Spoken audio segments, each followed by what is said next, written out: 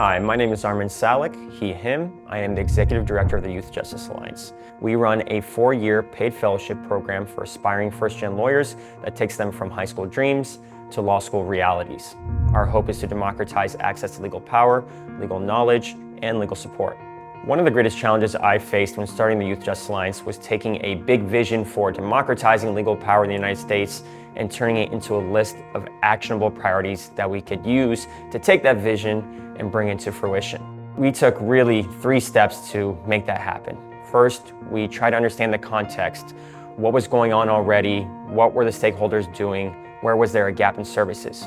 Next, we transitioned into understanding where we could fill that gap. And third, we had to take that and turn it into some actions and activities where we could help resolve that gap. As the Youth Justice Alliance, first we need to understand our customers best, and those who are aspiring first-gen lawyers. So where were they getting lost on the pathway from high school dreams to law school realities? We already knew about high school law pathways and great mock trial teams that were creating big dreams at the high school stage. We also knew about law school special interview opportunities and special scholarship opportunities for underrepresented communities and economically disadvantaged students.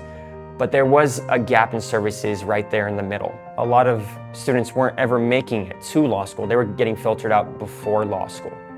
Second, we had to figure out what services we could provide to help fill that void. That's where we came up with our program for aspiring first-gen lawyers.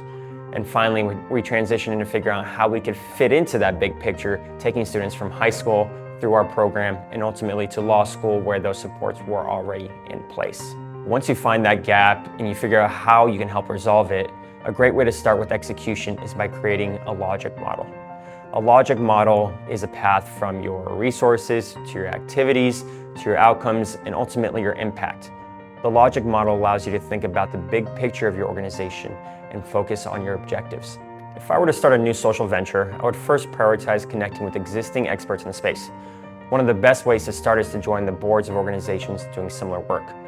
They may not be perfectly aligned, but they are a great resource that can be helpful in providing context for your work, connecting you with stakeholders, and serving as a partner in the future. It also helps you learn about board governance and fundraising. The second resource I would prioritize is experienced change makers.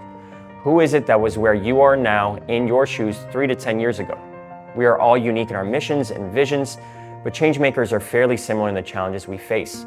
We have stress from fundraising, we face challenges with funding and managing growing teams, and we face difficulties with mission creep.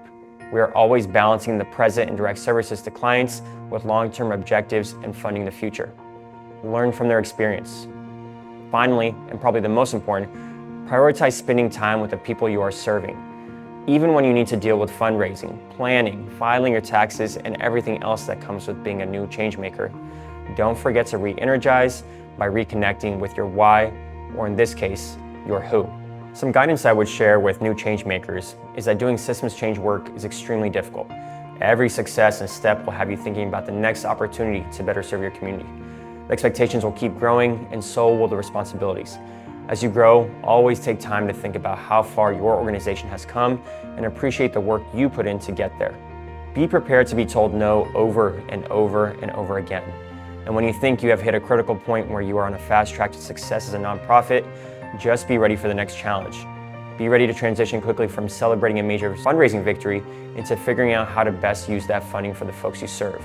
And that cycle will be on repeat, and it will be restless and daunting, and at the end of the day, extremely fulfilling.